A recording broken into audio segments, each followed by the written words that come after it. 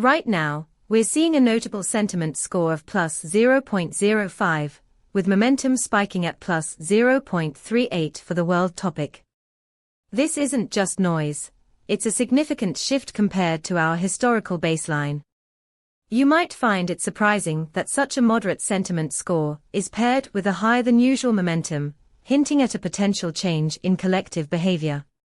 Our API returns detailed insights, including sentiment scores and momentum, allowing you to gauge shifts in public sentiment over time.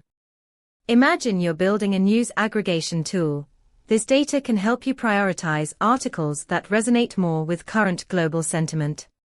To dive deeper into the data and see how to integrate this into your projects, visit pulsebit.lojenterprise.com/docs.